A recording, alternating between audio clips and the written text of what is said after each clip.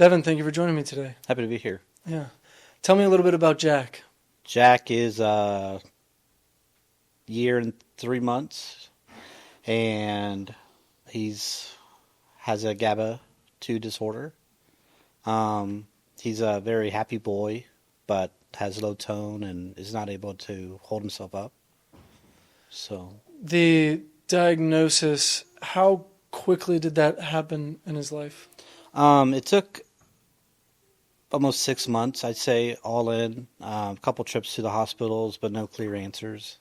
Was the diagnosis, was there a lot of confusion as you went through the diagnosis process? Yeah, there were a lot of unidentified symptoms, but no clear underlying cause. Yeah. So they were really just, was there a lot of experimentation that was going on, or I guess testing? I would say there was a lot of testing because he went to the NICU right after birth. Well, not right after birth, but after the postpartum.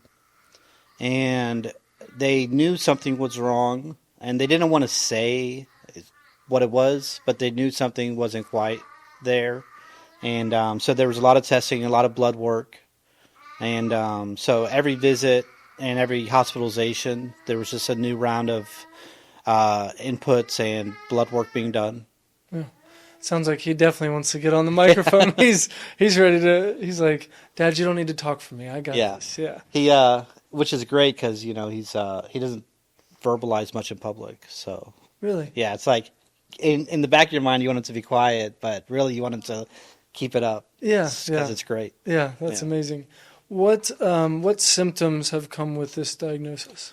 Well, so it started out with the low tone, floppy arms, and low trunk mass. And then immediately what I found was his symptoms would present when he was feeding. Like that was a correlation I identified right away. And I didn't know what it meant. I don't think, when I tried to mention it to the doctors, I don't think that they knew what it meant. It could just be just a coincidence, right? Right. So, but he would like what we later found out was he was actually aspirating his feeds. So he was destating because he had milk in his lungs. And then the seizures started to present. They were very strong for a baby to see that. The red face, rigid arm movement, because aside from his seizures, I wouldn't really say he moved much like you would see in a typical baby, right? Yeah.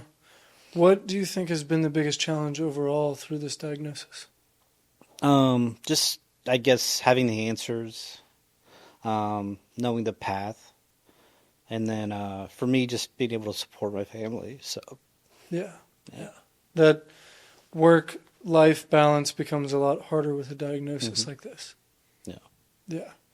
What would you say is the power of community? Just shared experience.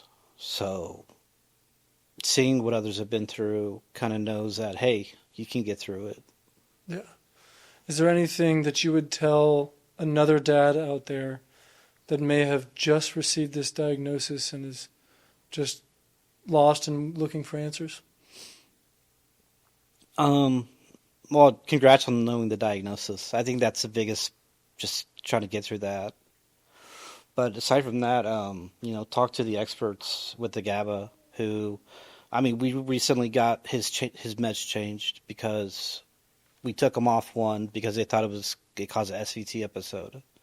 And so we got him back on it, and we think it's been a big, big help. So I'm just look for the resources in the GABA community and try to find the best care for your child. Yeah. Well, Devin, thank you for your time today. Thank you. Thank you.